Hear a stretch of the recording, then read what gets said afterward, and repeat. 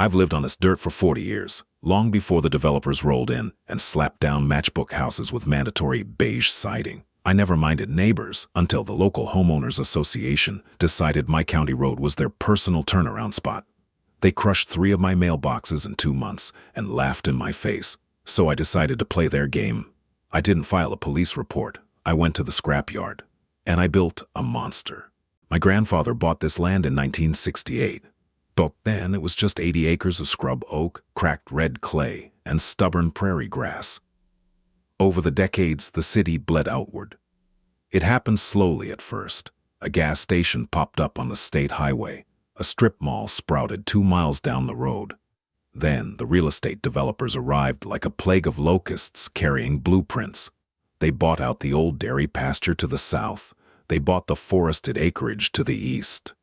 Before I hit 40, my ranch was an island of dirt, diesel, and barbed wire, surrounded by a sprawling sea of manicured lawns and identical vinyl-sided homes.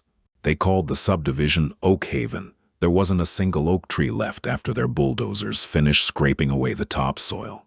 I didn't really care. I kept to myself. I ran my few dozen head of cattle, turned wrenches on my aging tractors, and drank my black coffee on the porch, watching the sunrise over rooftops that used to be an unbroken tree line. My property line ended at a 2-lane county blacktop that the new development now used as a secondary back entrance. My mailbox sat right on the edge of that blacktop, at the end of my long gravel driveway. It was a standard issue, galvanized steel dome mounted on a pressure-treated 4x4 wooden post. It had been there, in one form or another, since the 70s. It survived hailstorms, high winds, and the occasional teenage driver misjudging the shoulder. Then, Oak Haven established their homeowners association, and that HOA decided they needed a community patrol. They didn't hire actual security. They bought a used white 2018 Ford Explorer, slapped some cheap magnetic decals on the doors that read Oak Haven Community Compliance, and bolted a rack of amber, flashing lights to the roof. The guys driving it weren't cops. They were retired middle management types who desperately missed having authority over someone else's life. The primary driver was a guy named Dale. Dale wore a neon yellow high-visibility vest over a polo shirt tucked tightly into khaki cargo pants. He drove that Ford Explorer at 10 miles an hour, crawling along the perimeter of the subdivision, writing citations for grass that was half an inch too long or trash cans left on the curb past 16 p.m. The problem was my driveway. Oak Haven's back entrance was a dead-end street that sharply met the county road right across from my property. Instead of executing a proper 3-point turn on their own pavement, Dale and his rotating cast of co-pilots found it much easier to just swing their SUV wide, jump the shallow ditch, and use the first 20 feet of my gravel driveway as their personal turnaround spot. I noticed the tire tracks first, deep, aggressive treads chewing up my gravel and crushing the wild sunflowers I let grow near the culvert. I let it slide. It was annoying, but I had fences to mend and cattle to feed. I didn't have the energy to wage war over some displaced rocks. Then came a Tuesday in early October. I drove my truck down to the end of the driveway to grab the morning paper and whatever bills the mail carrier had dropped off. I hit the brakes before I even reached the culvert. My mailbox was gone. I put the truck in park and stepped out into the crisp morning air. The wooden 4x4 post was snapped clean at the base, leaving jagged, splintered wood sticking out of the dirt like a broken bone. The galvanized steel box itself was 10 feet away, resting upside down in the drainage ditch. It was crushed flat on one side, bearing a massive, sweeping dent that perfectly matched the profile of a modern SUV bumper. Streaks of white automotive paint were scraped across the black metal of the mailbox door. I stood there for a long time. The wind rustled the dry grass. I looked at the tire tracks. They told a very clear story. A vehicle had swung wildly out of the Oak Haven entrance, cut the corner far too sharp, hopped the shoulder, plowed directly through my mailbox, and reversed back onto the road without stopping. I dragged the mangled metal out of the ditch. I threw it in the bed of my truck. I drove to the local hardware store, bought a new post, a new box, and a bag of quick-setting concrete. I spent 2 hours sweating in the afternoon sun, using a heavy steel digging bar to chip away the clay so I could sink the new post deep enough. My knuckles ached. The smell of wet earth and drying cement hung in the air. By sundown, a pristine black mailbox stood exactly where the old one had been. I figured it was a one-off, a careless mistake by a driver who was too embarrassed to knock on my door and offer to pay for the damage. I was wrong. 10 days later, it happened again. This time I was out in the barn late, fixing a hydraulic leak on the skid steer. It was past 9 o'clock. The county road was pitch black. I heard the crunch first. A loud, heavy thud of fiberglass and steel meeting solid wood. It echoed across the open pasture. I dropped my wrench. I sprinted out of the barn and looked toward the road. Through the trees, I saw the distinct, rhythmic flash of amber strobe lights. The white Ford Explorer was sitting halfway in my driveway. The reverse lights flared white. The engine revved, and the SUV backed out rapidly, its tires spinning in the loose gravel before catching traction on the asphalt. It sped back into the Oak Haven subdivision.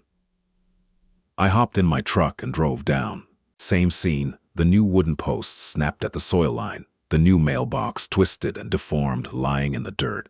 My mail, mostly junk flyers and a catalog, was scattered across the damp grass. I picked up the heavy wooden post. The fresh white paint transferred from their bumper was glowing in my headlights. Anger isn't always hot. Sometimes it's cold. It settles right in the center of your chest and slows your breathing down. I didn't yell. I didn't throw the broken wood. I just laid it gently in the bed of my truck, gathered up my scattered mail, and drove back to the house. The next morning I wasn't going to the hardware store. I was going to the Oak Haven clubhouse.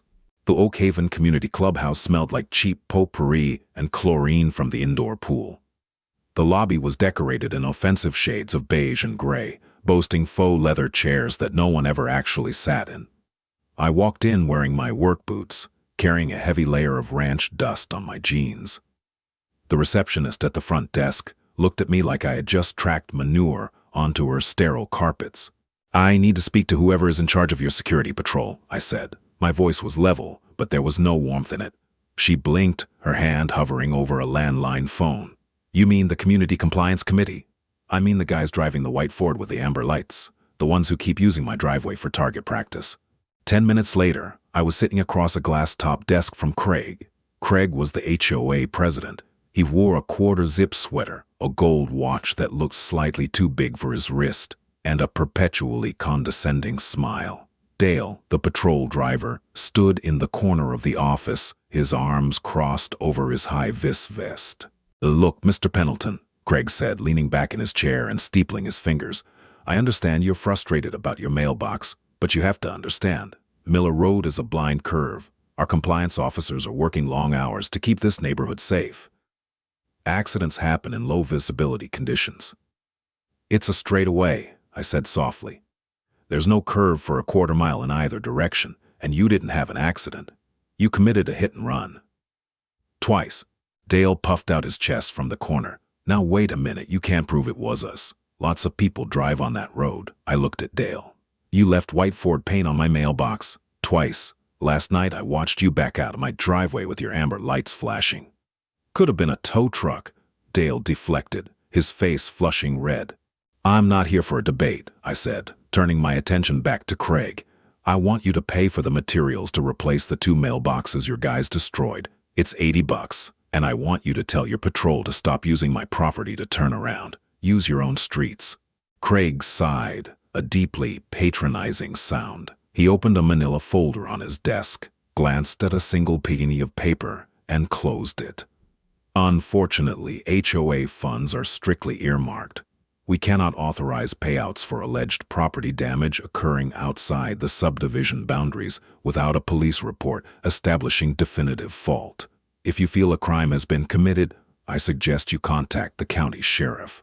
He knew exactly what he was doing. Out here, the county sheriff's department was underfunded and understaffed. They were busy dealing with fentanyl busts and domestic disputes. If I called dispatch to report a damaged mailbox, they might send a deputy out in 3 days to take a statement that would promptly go into a filing cabinet to die.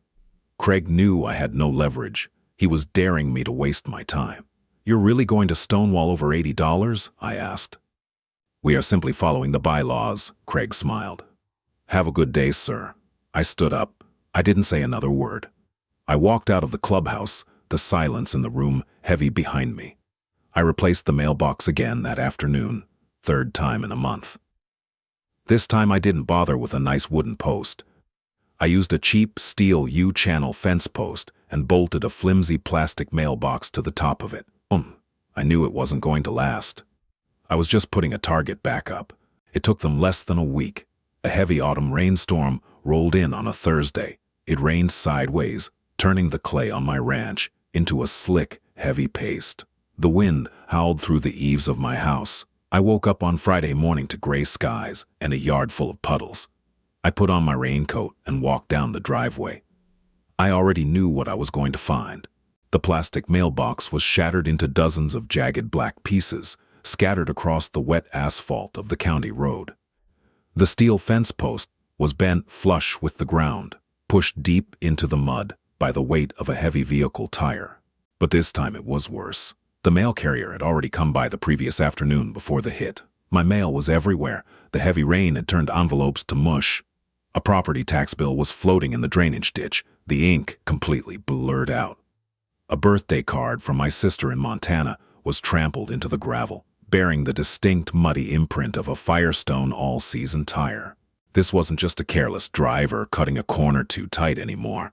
The tire tracks in the mud showed the vehicle had intentionally veered off the road, driven parallel to the ditch, crushed the mailbox, and then merged back onto the pavement.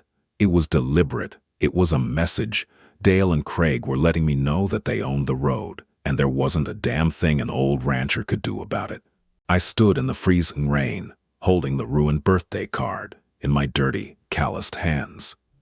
The anger from before, that cold, quiet anger, solidified into something much heavier, something permanent.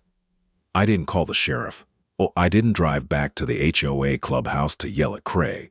Complaining is what you do when you want someone else to fix your problem. I was done asking for solutions. I was going to build one.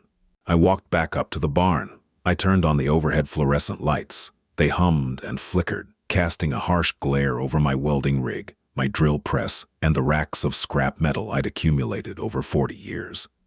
I grabbed a piece of soapstone and walked over to my heavy steel workbench. I started sketching on the bare metal. The federal guidelines for a mailbox state that the support should yield or collapse if struck by a vehicle. It's meant to protect drivers, but my mailbox wasn't on a highway. It was on a rural county road where the speed limit was 35, and the only people hitting it were doing it intentionally at low speeds. I dug into the county codes. I read the fine print. The county didn't strictly enforce breakaway posts on private rural driveways as long as it didn't encroach on the paved roadway itself. I wasn't going to break any laws. I was just going to heavily over-engineer a solution to a recurring structural failure. I wiped the soapstone dust off my hands and grabbed my truck keys. I bypassed the hardware store entirely. I drove 30 miles into the city, straight to a heavy industrial steel supplier. "What can I do for you, Chief?" the guy behind the counter asked, chewing on a toothpick. "I need Schedule 40 steel pipe," I told him. 8 inches in diameter. I need an 8-foot length, and I need a 1/4-inch thick steel plate box welded to the exact dimensions of a standard U.S. Postmaster-approved mailbox. The guy stopped chewing his toothpick. He looked at me, a slow grin spreading across his face. "Somebody keep hitting your mailbox?" "Something like that," I said. "You sinking it in concrete?" "Deep," I replied. "You want rebar welded to the bottom half of the pipe before you pour?" he asked, eyes twinkling with a quiet understanding. "I'd appreciate that." The war was no longer being fought on paper. It was being fought with iron. The materials arrived on a flatbed trailer 2 days later. The driver was a heavy-set guy who didn't say much. He just operated the winch and let the 8-inch steel pipe roll off the bed and hit the dirt with a thud that I felt in my boots. The custom-welded box came next. It was a masterpiece of industrial fabrication. A 1/4-inch steel plate, bent, welded, and ground smooth to perfectly mimic the shape and dimensions of a standard Postmaster-approved mailbox. The door operated on heavy-duty lubricated hinges and latched with a satisfying metallic clack. It weighed just north of 120 pounds by itself. The 8-foot length of Schedule 40 pipe weighed close to 300. I fired up my old John Deere tractor. The diesel engine clattered to life, coughing a puff of black smoke into the crisp autumn air. I used the front-end loader and a heavy tow strap to carefully drag the materials down the long gravel driveway to the site of the previous casualties. The county right-of-way ended exactly 12 feet from the edge of the asphalt. My property line started at 12 feet and 1 inch. I measured it 3 times with a 100-foot fiberglass tape. I wasn't leaving any room for legal ambiguity. I marked a spot exactly 13 feet from the road, well clear of the asphalt, but right at the edge of my driveway, where Dale and his flashing amber lights loved to cut their corner. I didn't use an auger. Augers are fast, but they leave the sides of the hole smooth. I wanted friction. I wanted grip. I grabbed my post hole diggers and a heavy 6-foot iron digging bar. The topsoil gave way easily, but 6 inches down, I hit the compacted red clay that makes up the bedrock of this county. It was like trying to dig through low-grade concrete.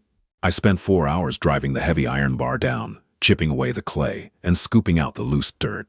My shoulders burned. My hands, calloused as they were, started to ache deep in the joints.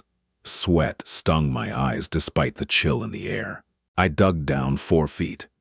At the bottom of the hole, I used a narrow spade to carve outwards, belling the base so it was twice as wide as the top.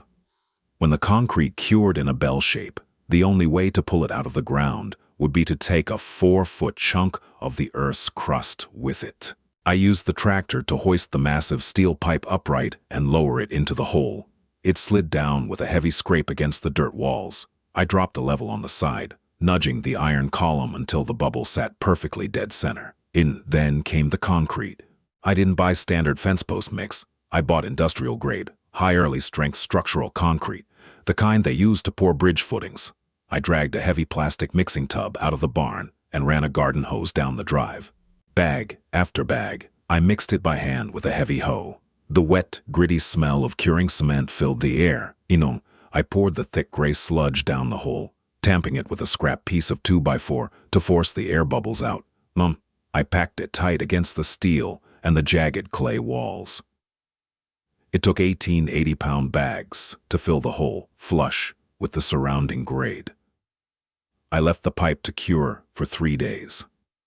It rained once, a light drizzle that just helped the concrete set harder. On the 4th day, I brought my portable wire feed welder down to the road. I clamped the heavy steel mailbox onto the top of the pipe.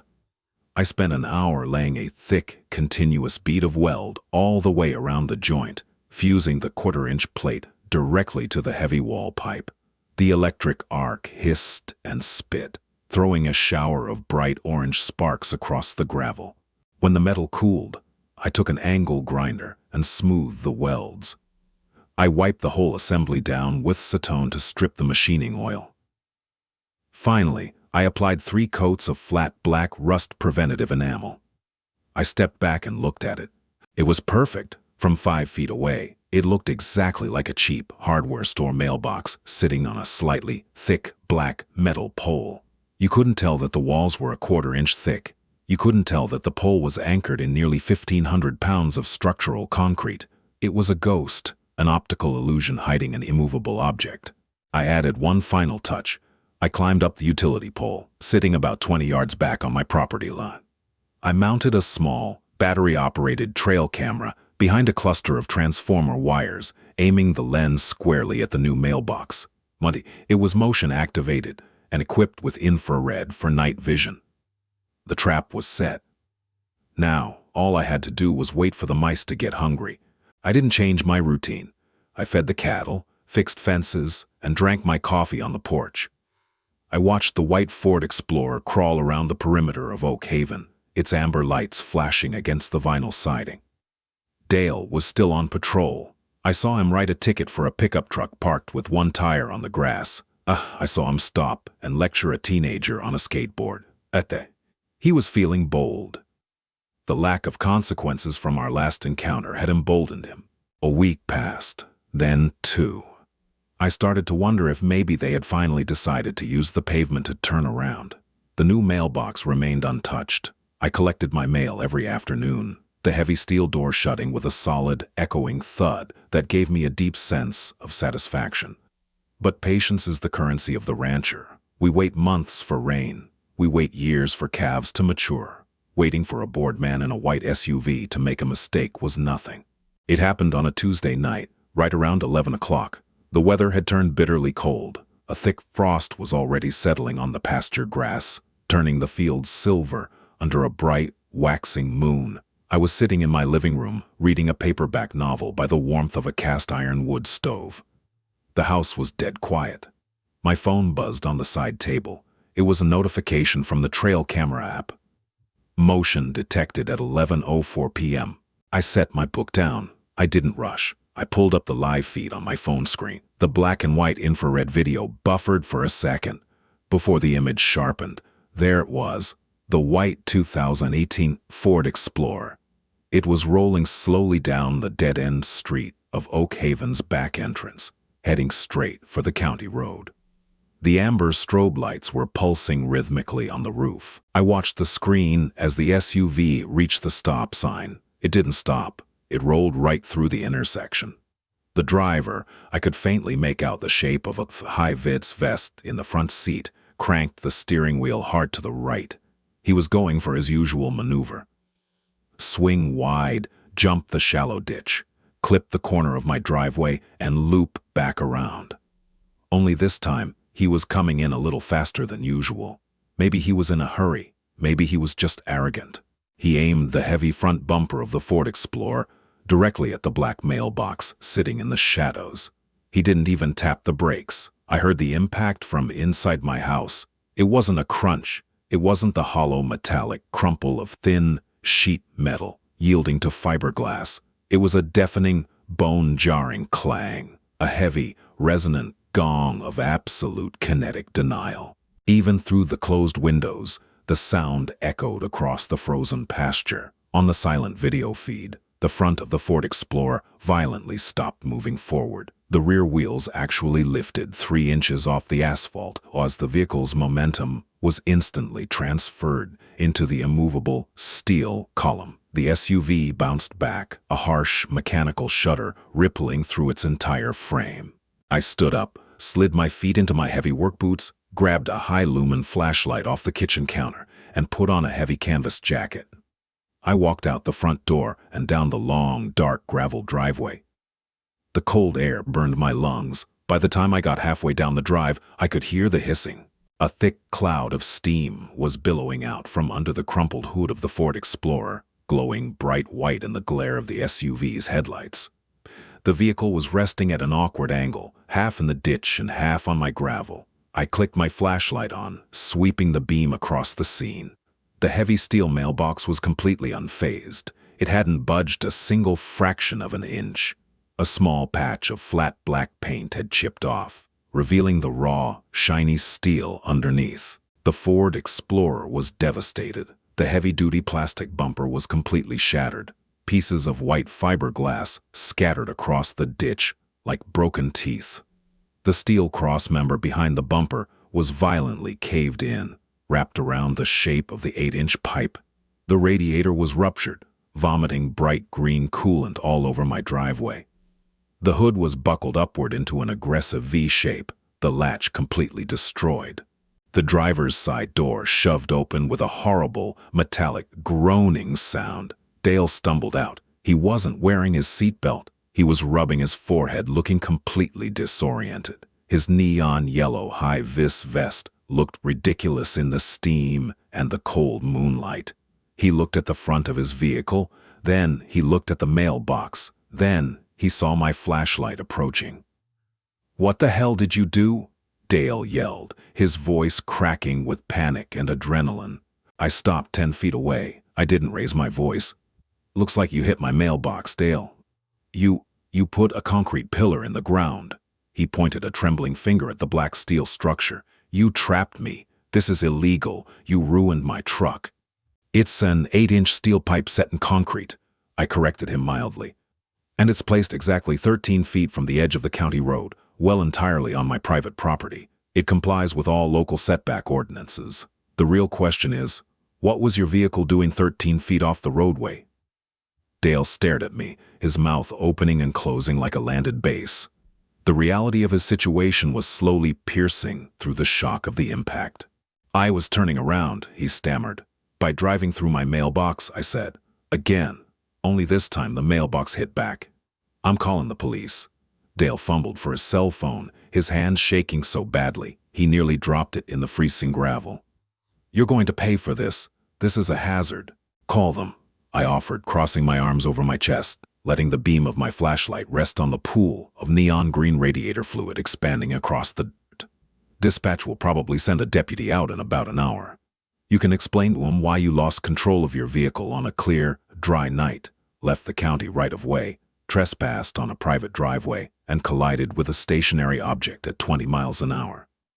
They usually write a citation for failure to maintain control of a vehicle, sometimes reckless driving depending on the mood of the deputy. Dale froze, his thumb hovering over his phone screen. He looked at his ruined front end. He looked at the heavy steel column that hadn't yielded a millimeter. And then he looked at me. He finally understood the corner he had painted himself into. He couldn't claim it was an accident without admitting he was driving recklessly off the road. He couldn't claim I put it there maliciously without admitting he had been intentionally running over my property in the past. Checkmate. Craig is going to hear about this, Dale finally muttered, dropping his phone back into his pocket. It was the weakest threat I had ever heard. I certainly hope so, I replied. Now I suggest you call a tow truck. If that leaky wreck is still bleeding coolant on my property when the sun comes up, I'm calling a hazmat crew and sending Oak Haven the bill. I turned my back on him, shut off my flashlight, and walked back up the dark driveway toward my warm house. The satisfying hiss of the dying radiator followed me all the way to the porch. The morning sun broke over the eastern tree line, casting long, sharp shadows across the frost-covered pasture. I walked out to the end of the driveway with a cup of black coffee warming my hands. The white Ford Explorer was gone. Heavy tire ruts from a commercial flatbed tow truck were gouged into the soft shoulder of the county road, telling the story of a very difficult midnight extraction. The battlefield was quiet, but the scars remained. A large pool of neon green radiator fluid was soaking into the gravel. Shards of white fiberglass and black plastic clips were scattered across the frost like confetti after a terrible parade. And standing in the middle of it all, perfectly plumb and completely undamaged, was my heavy steel mailbox. The morning light caught the single bare spot where the paint had chipped off, reflecting a bright, silver gleam of raw iron. It looked proud. I didn't take any joy in the mess on the ground. I hate seeing land disrespected. I spent the next 2 hours hauling bags of clay, absorbent from the barn. I spread the granules thick over the spilled coolant, working it into the gravel with a stiff, bristled push broom to neutralize the chemical slick. Out here, you don't leave ethylene glycol on the ground. The barn cats or a stray coyote will drink it, and it's a miserable way for an animal to die. I was just finishing sweeping the saturated clay into a heavy contractor bag when a silver luxury sedan pulled up. It stopped abruptly, half on the asphalt and half on my driveway. The driver's door opened. It was Craig. He wasn't wearing his usual quarter-zip sweater. He had on a tailored suit, a trench coat, and an expression of pure, unadulterated rage. His face was the color of a bruised plum. He slammed the car door and marched toward me, his expensive leather dress shoes crunching loudly on the gravel. "Do you have any idea what you've done?" Craig demanded. He didn't bother with a greeting. He stopped 5 feet away, pointing a manicured finger at the steel post.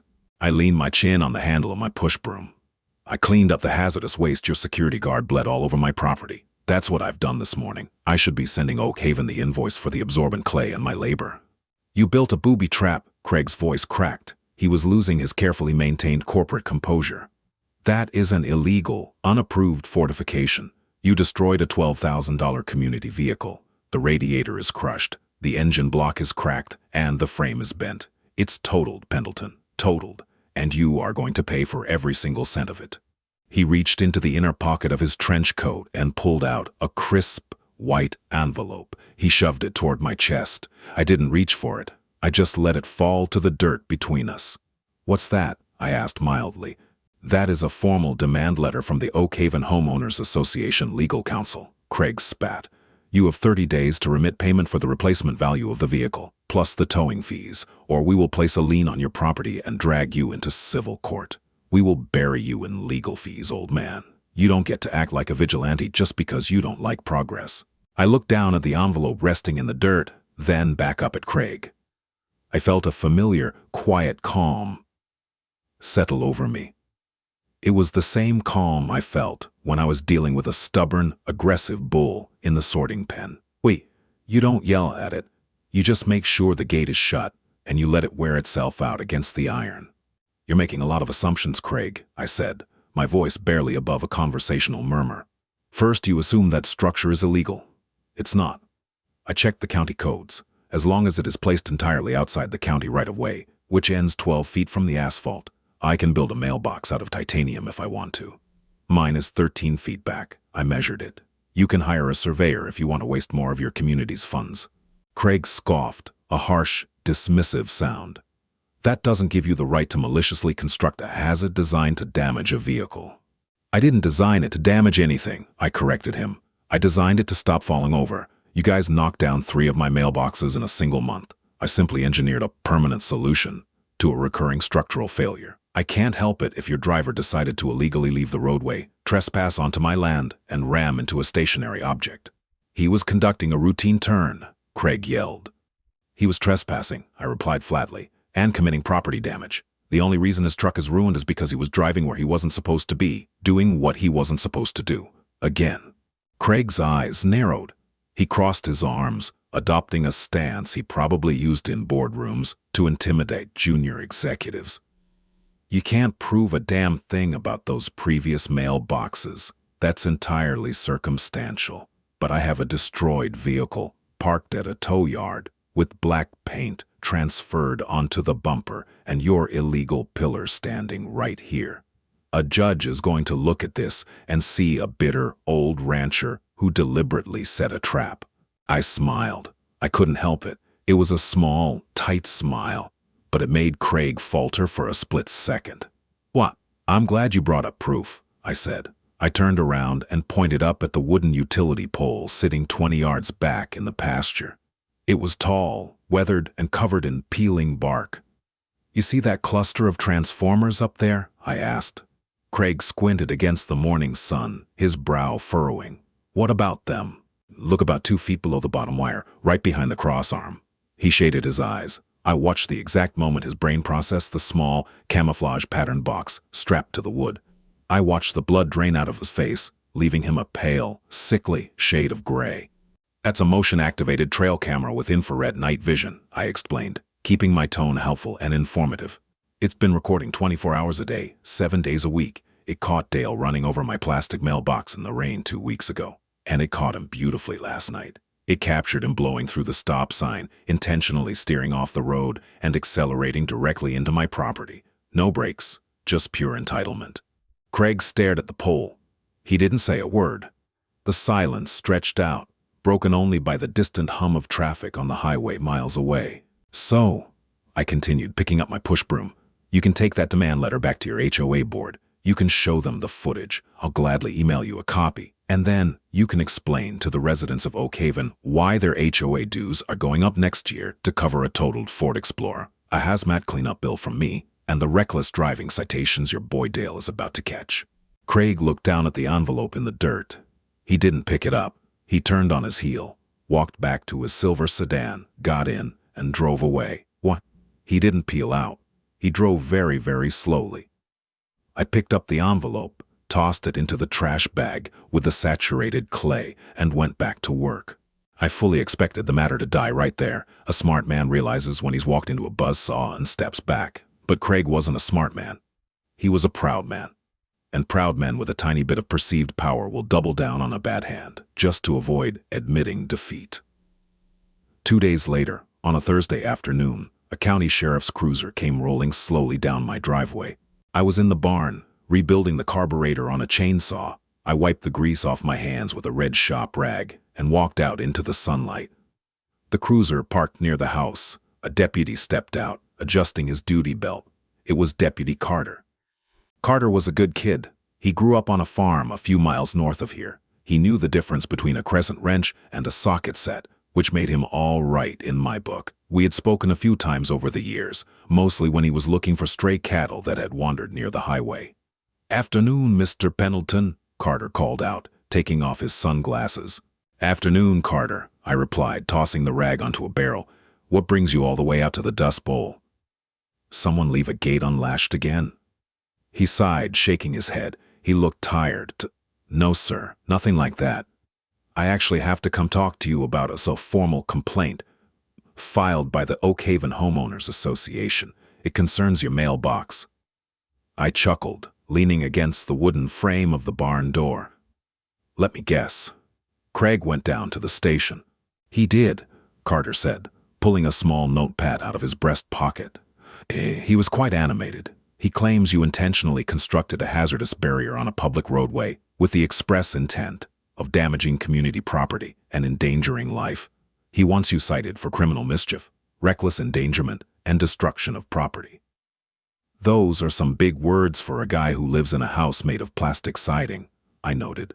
Carter cracked a faint smile, though he tried to hide it behind a professional cough. "Well, I have to investigate every formal complaint, even the loud ones. So, do you mind if we take a walk down to the road?" "Not at all. Let me show you my engineering project." We walked the length of the gravel driveway side by side. The afternoon sun was warm, burning off the chill of the morning. When we reached the edge of the property, Carter stopped. He stood with his hands on his hips, staring at the black steel pipe. He walked up to it. He tapped it with his knuckles. He winced, shaking his hand. Then he looked down at the gouges in the asphalt and the massive ruts carved into my gravel. "He hit this going at least 20, Carter muttered, more to himself than to me. "No brake marks, no skid." "None," I confirmed. Carter looked up and down the county road. "Mr. Pendleton, you know the county right-of-way rules. We need a certain amount of clearance from the pavement for snow plows and utility work." 12 feet, I said immediately. 12 feet from the edge of the asphalt. I have a fiberglass tape measure in the truck if you want to pull a line. Carter looked at the space between the road and the mailbox. He had an eye for distance. He nodded slowly. "Looks to be about 13 feet to me. It's well on your property. But the structural integrity. Craig claims you built a concrete bunker. I used an 8-inch Schedule 40 steel pipe baited in 4 feet of high-yield concrete." I told him honestly. I wasn't hiding anything. "I welded a 1/4-inch steel plate box to the top. I got tired of replacing the standard ones. People kept running them over." "People?"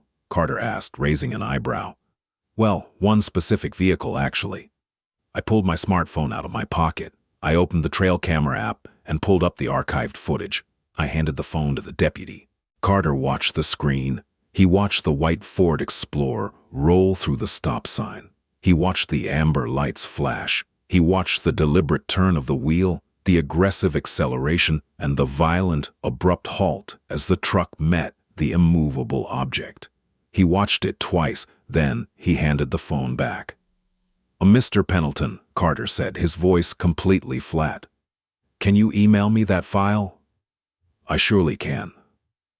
"Because what I see here," Carter continued, flipping his notepad shut, "is a vehicle failing to stop at a posted sign, leaving the designated roadway, trespassing onto private agricultural land, and colliding with a legally placed structure. In fact, if you'd like to press charges for the coolant spill and the damage to your gravel, I can take your statement right now." I looked at the young deputy. I thought about the hours I spent digging that hole, mixing the concrete, and sweating over the welder. I thought about Dale's smug face when he told me it was a blind curve. "I don't need restitution for the trouble," I said softly, "but I would appreciate it if you went and had a conversation with Dale and Craig about their driving habits." "Oh, I intend to," Carter said, his jaw tightening slightly. "False reporting is a misdemeanor. So is leaving the scene of a property damage accident, which is what they did to your previous mailboxes. I'm going to pay the Oak Haven Clubhouse a visit. I have a feeling the Community Compliance Committee is about to be heavily out of compliance with the county law."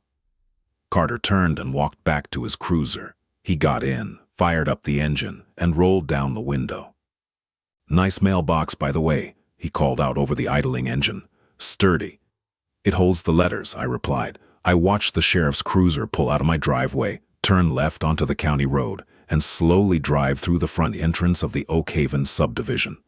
The flashing red and blue lights kicked on the moment he passed their gate. I walked back up to the porch, poured myself a fresh cup of coffee, and sat down in my rocking chair. I didn't need to be there to see Craig's face when the real police walked in.